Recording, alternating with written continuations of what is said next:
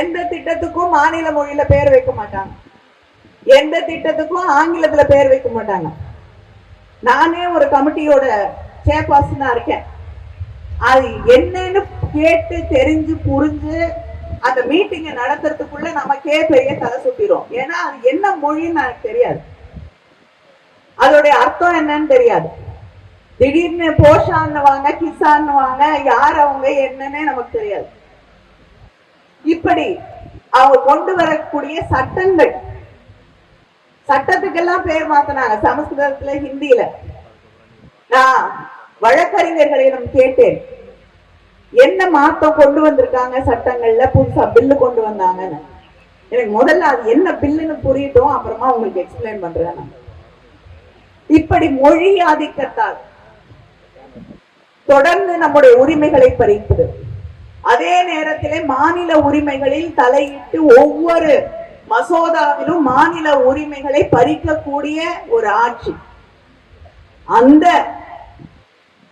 மாநில உரிமைகளை பறிக்கக்கூடிய அதே நேரத்திலே சாதாரண சாமானிய மக்களுடைய உரிமைகளை, மக்களுக்காக போராடக்கூடியவர்களுடைய உரிமைகளை பறிக்கக்கூடிய ஒரு ஆட்சி தான் அங்கே நடைபெற்றுக் கொண்டிருக்கக்கூடிய ஆட்சி என்பதை நாம் மறந்துவிடக் கூடாது. யாருக்கும் என்னுடைய உணவு என்னன்னு முடிவு செய்யக்கூடிய உரிமை எனக்கு கிடையாது, என்னுடைய உடை என்னன்னு முடிவு செய்யக்கூடிய உரிமை எனக்கு கிடையாது, என்னுடைய மதம் என்ன என்று முடிவு செய்யக்கூடிய உரிமை எனக்கு கிடையாது, என்னுடைய வாழ்விடம் எது என்று ஒரு கார்ப்பரேட் கம்பெனி தான் முடிவு செய்ய வேண்டிய ஒரு நிலை என்று ஒரு நிலையை இந்த நாட்டிலே அவர்கள் உருவாக்கி வைத்திருக்கிறார்கள்.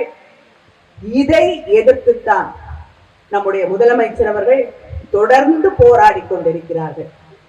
அந்த போராட்டத்தை நாம் வலுப்படுத்த வேண்டும்.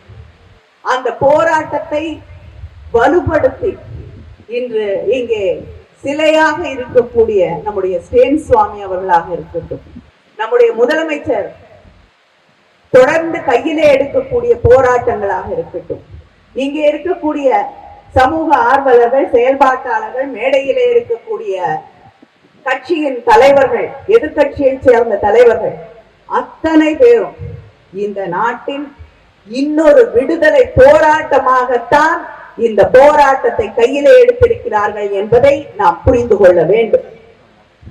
இது தேர்தலுக்கான ஒரு மாற்றத்தை நாம் சொல்லவில்லை, முன்வைக்கவில்லை. தேர்தலை தாண்டி தலைமுறைக்கான ஒரு விடுதலையை நாம் முன்னெடுக்க வேண்டும் என்பதை நாம் புரிந்து கொள்ள வேண்டும். நம்முடைய பிள்ளைகளுக்கு நாம் விட்டு செல்லக்கூடியது நம்ம வீடோ நிலமோ எதுவும் இல்லை. அவர்களுக்கான உரிமைகளையும் விடுதலையையும் நாம் விட்டு செல்ல வேண்டும் என்பதை நாம் புரிந்து கொள்ள வேண்டும். அதை விட, விடுதலை விட, உரிமையை விட வேறு எதுவும் உயர்ந்தது இல்லை, சுயமரியாதையை விட வேறு எதுவும் உயர்ந்ததில்லை என்பதை நாம் புரிந்து கொள்ள வேண்டும். வீட்டை விட்டுட்டு போலாம், அடிமையாக இருந்தா எந்த பிள்ளையும் அந்த வீட்டுல வாழ முடியாது நிம்மதியா. உரிமைகள் இல்லாமல் யாரும் நிம்மதியாக சுயமரியாதையோடு வாழ முடியாது. நம்முடைய உரிமைகளுக்காக, நம்முடைய எதிர்கால தலைமுறையின் சுயமரியாதைக்காக நாம் பாடுபட வேண்டும். ஒரு மாற்றத்தை கொண்டு வர வேண்டும், ஒரு நியாயத்தை உருவாக்கி காட்ட வேண்டும். இந்த சமூகத்திலே சமூக நீதியை, அடித்தட்டிலே இருக்கக்கூடிய மக்களின் குரலை கேட்கக்கூடிய சட்டங்களை, இங்கே தீர்மானங்கள் வைக்கப்பட்டது.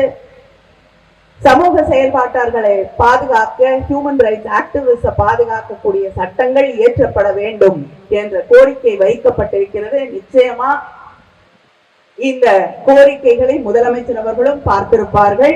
அதே நேரத்தில் என்னால் முடிந்த நிச்சயமா அண்ணன் திருமாவளவன் அவர்களும் இதை ஏற்றுக்கொள்வார்கள் என்று நம்புகிறேன்.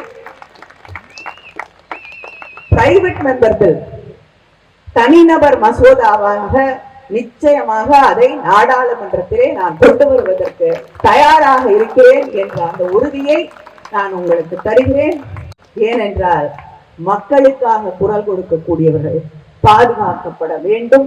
அதுதான் திராவிட இயக்கம், திராவிட முன்னேற்ற கழகத்தின் அடிநாதமாக திராவிட மாடல் ஆட்சி என்று சொல்லக்கூடிய நம்முடைய முதலமைச்சர் திரும்ப திரும்ப திரும்ப சொல்லக்கூடியது எல்லாருக்குமான ஆட்சி, எல்லாருக்குமான உரிமைகள் இருக்கக்கூடிய ஆட்சி, எல்லாரும் எதிர்காலத்தையும் பற்றி அக்கறை இருக்கக்கூடிய ஒரு ஆட்சி, எல்லாருக்குமான ஒரு எதிர்காலத்தை உருவாக்கி தரக்கூடிய ஒரு ஆட்சியை நாம் உருவாக்கி காட்ட வேண்டும் என்பதுதான் அவர் மறுபடியும் மறுபடியும் மறுபடியும் சொல்லக்கூடிய திட்டம், சட்டம், எதிர்காலத்திற்கான கனவு. அதை நிறைவேற்றி காட்டுவோம். நன்றி, வணக்கம். செய்திகளை உடனுக்குடன் தெரிந்து கொள்ள கீழ்கண்ட கேபிள் மற்றும் டிடிஹெச் நெட்வொர்க்குகளில் எம்நாடு செய்தி தொலைக்காட்சியை காணுங்கள். பாதகம் செய்பவரை கண்டால் நாம் பயம் கொள்ளலாகாது பாப்பா. மோதி மிதித்துவிடு பாப்பா, அவர் முகத்தில் உமிழ்ந்து விடு பாப்பா. அண்மை செய்திகளை உடனுக்குடன் தெரிந்து கொள்ள இணைந்திருங்கள் எம்நாடு தொலைக்காட்சியுடன்.